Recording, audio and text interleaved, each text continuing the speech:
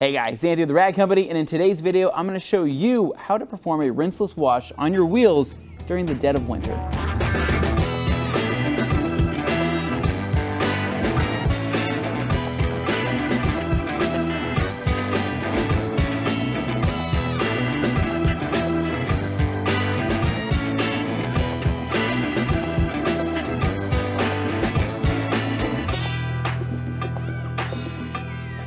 All right guys, and welcome back to a highly requested video here on the Rag Company YouTube channel.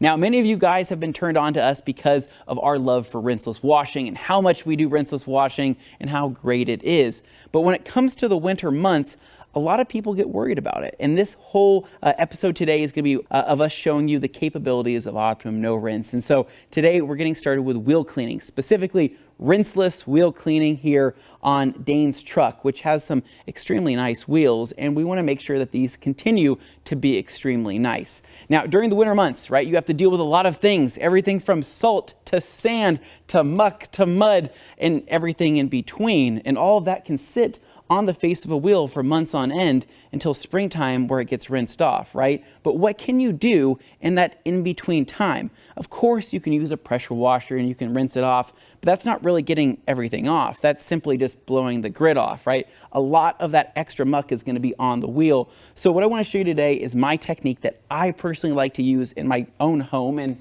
here in the Rag Company studio on how to maintain the wheels during the wintertime and obviously keep the muck off until we can make it to that spring weather where we can really get in for a deep clean. And as you can see, there is legitimate sand on the face of this wheel.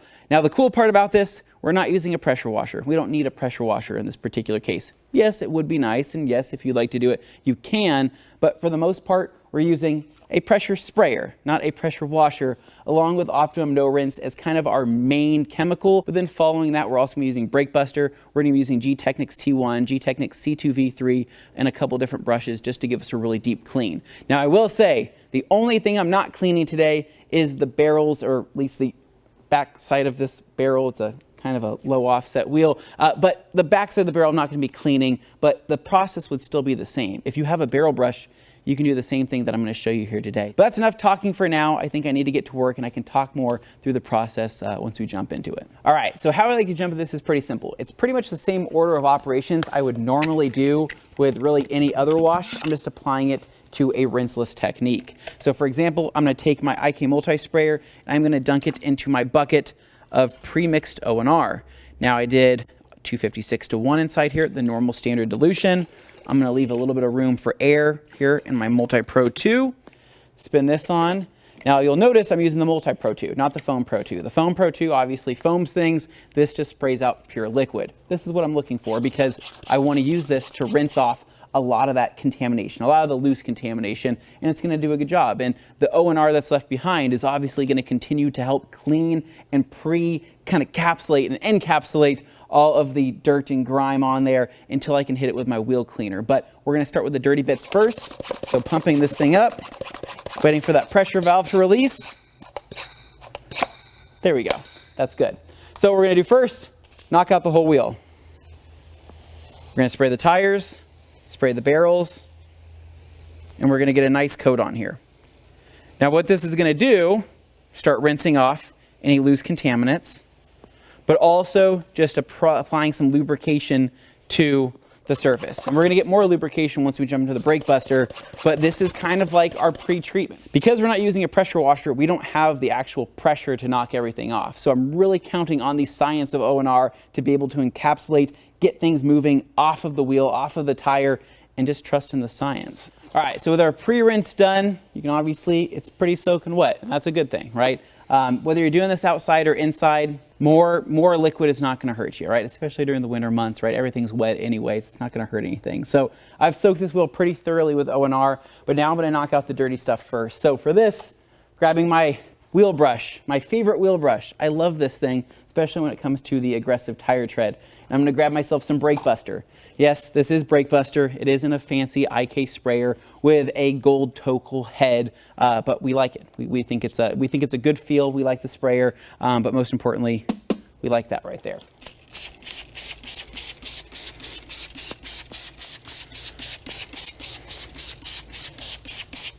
So I've hit the tires, right, because I'm going to be scrubbing the tires, but I'm also going to give a couple sprays onto the face of the wheel. Now, I'm not afraid of the brake buster sitting there and just kind of sitting, because it's kind of mixing with the O&R, and O&R is kind of helping neutralize the brake buster just a little bit, but the brake buster is still able to kind of provide lubrication and pull things downward. So if you can look right here at kind of the pattern, everything is dwelling, right? O&R kind of did a lot of the lifting, encapsulating, got everything kind of off the surface, and then just the lubricity of the brake buster is coming down and pulling everything downward, right? So you can kind of see it happening. So see how it's kind of pulling everything down? So that's a good thing, right? So we're gonna do this, take my brush. This is my muck bucket, right? If I'm Bob Ross right now in a video, I'm taking this, swirling this around, taking some brake buster, loading my brush up, and we're gonna do some tire scrubbing.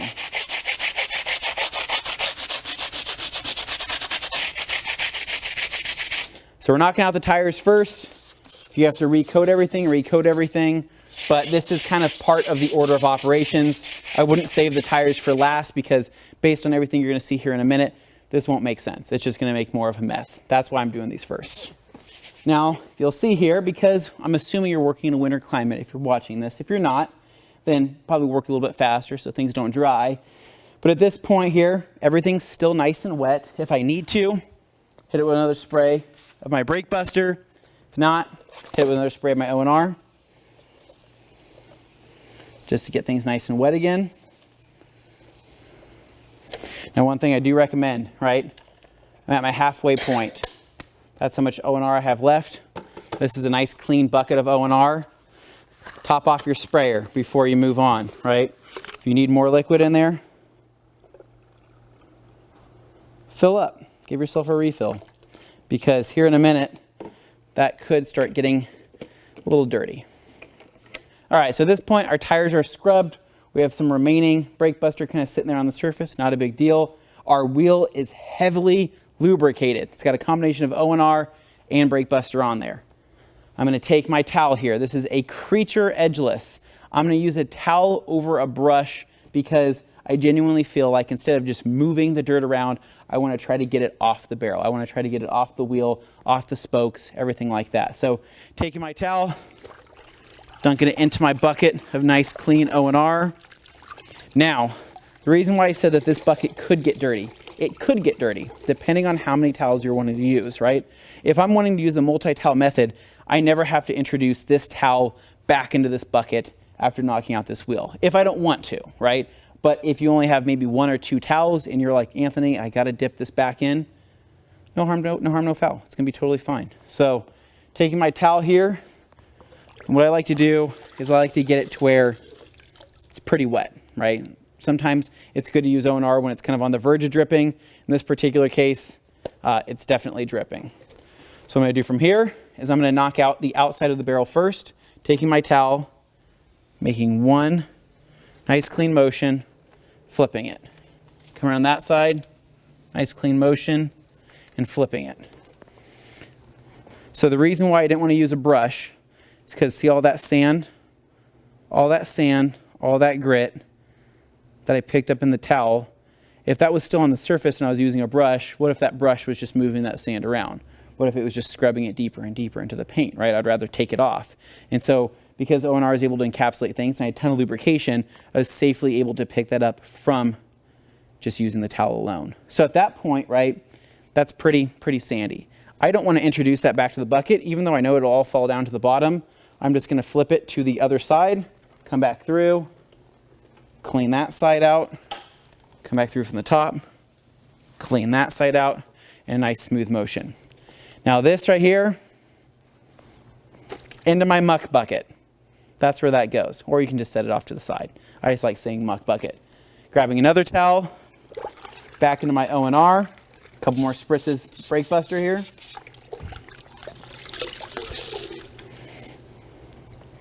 Take my towel.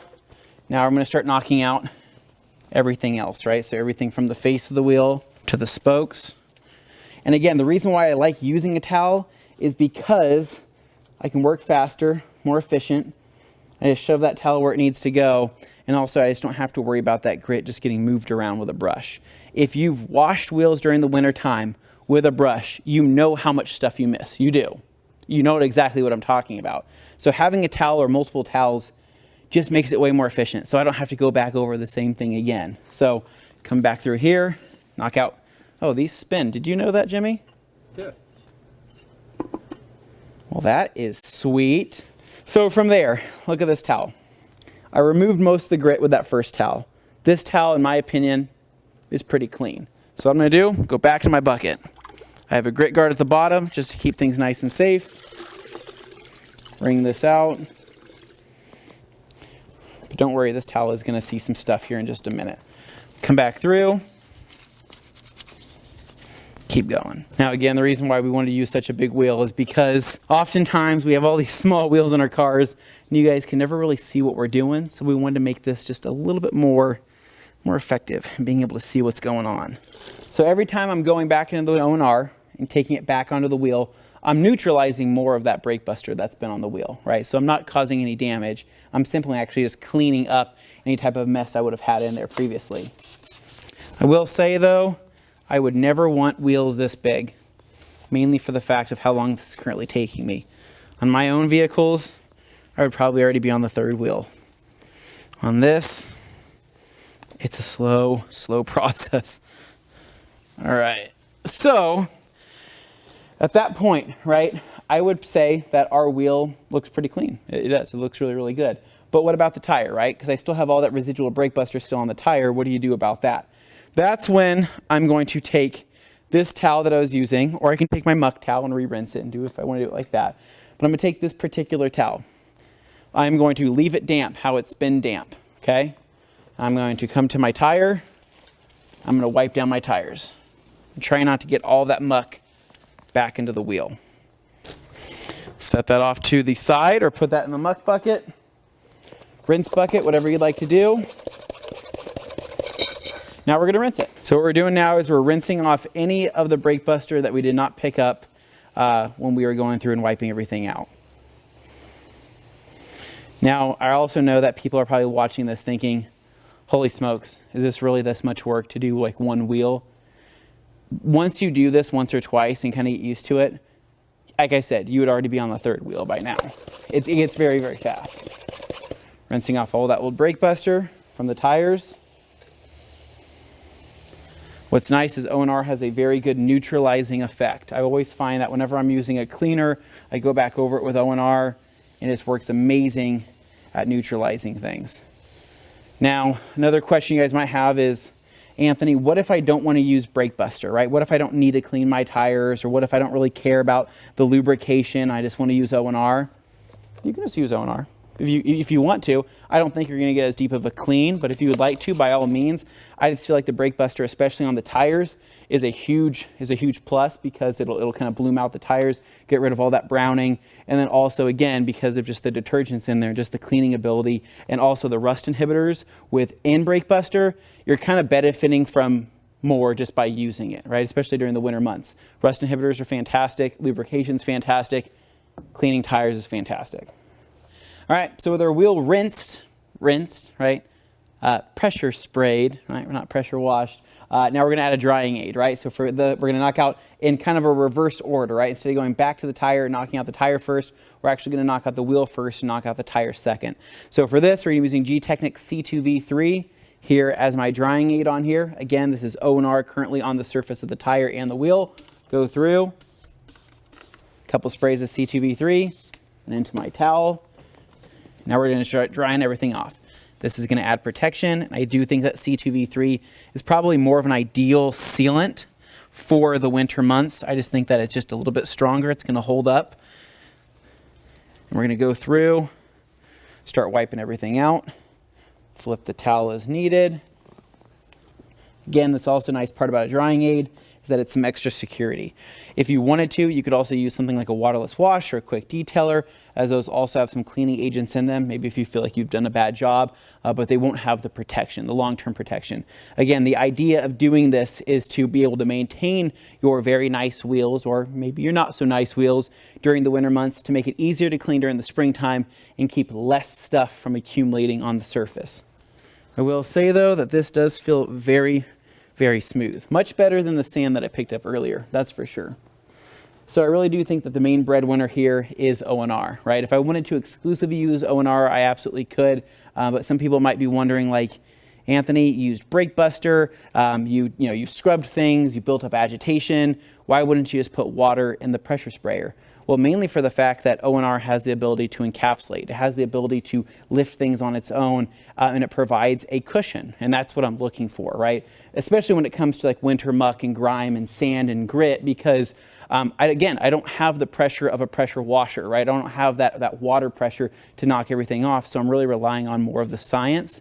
And that's what O&R is good for, is the science of being able to prevent scratches and to be able to lift things and have me be able to pick up sand into my towel without causing any harm whatsoever to the wheel finish itself. And I think that kind of speaks volumes. And if you've done this before, you know what I'm talking about. But I think that's a big selling point, right? So people always wonder, do I have to buy the O&R? Or I see the process, do I have to get this? Do I have to get this? Well, I've used 3 towels total in this process. I probably could have got away with using 2, but definitely 3 would have been nice if you have 3 towels to be able to do this with. But I mean, overall, I'm looking at my wheel right now, and it looks great. It looks clean. I don't have any issues. I didn't miss one spot. Again, the towel I was just faster with.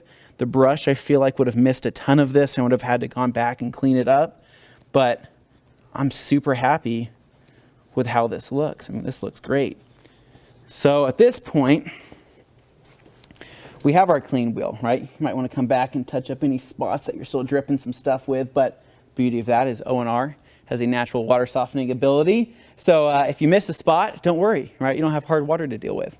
So taking my drying aid towel, somewhat, I wouldn't call it damp. It's just maybe kind of slightly damp. I'm going to flip this thing over. I'm using the Creature Edgeless, but you can do the same technique with any towel. I still have liquid on my tire. I want to address this tire. I want to make sure it looks good. So I'm going to take my towel, start knocking down that liquid. Again, my tire's clean, my wheel's clean. So if you're thinking, Anthony, you're dirtying up that towel, right, by wiping that tire, I'm really not. I've already cleaned all of this. And I have O&R on the surface. Again, it's like multiple insurance policies to ensure that I am going to do an amazing job safely. Look at that. I think that looks great. So at this point, you could stop, call it good. You don't have to watch anymore. You guys have done enough. But I kind of want to address this. I think it'll be fun to address this, and I think it'll look a little bit better. And I think it'll probably convince you guys a little bit more too, right, of Anthony's wheel cleaning ability with optimum no rinse. And so what I'm going to do is I'm going to take a brush, this guy right here. We've dedicated this particular brush as our dressing brush. This is a boar's hair. It's our pink TRC exclusive color from Detail Factory. But this black boar's hair here, you can see it's seen some stuff in its day. It kind of feels a little oily. So I'm going to use this as my dressing brush. So taking my T1 here, we threw a Canyon sprayer on here just because I think the output's better. I'm going to start loading my brush up here. And just like Bob Ross, I'm going to start painting on my dressing. I know most people are probably like, Anthony, do you just have a thing for Bob Ross, or what's the deal? Yes, that guy is a saint, and he taught me so much. Not about detailing, but just about doing, just life lessons, right? Happy lessons. So again, just loading my brush up with more T1, coming through and just painting this on. Now, if you're doing this out in the wintertime and you're freezing cold, maybe don't worry about it. But if you're in a nice temperature-controlled area, such as myself or in a garage, have at it. Have a good time. Now, if you wanted to use an applicator, by all means, use an applicator. I wanted to be different.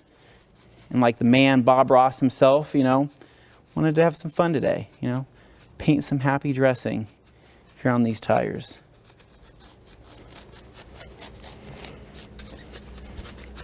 I also feel like getting into more aggressive tread is just easier when using a brush. And T1 has a really long-lasting finish, and I feel like it does kind of have the ability to, kind of help mud and dirt slide off in the future. Repel, I guess you could say. Sweet.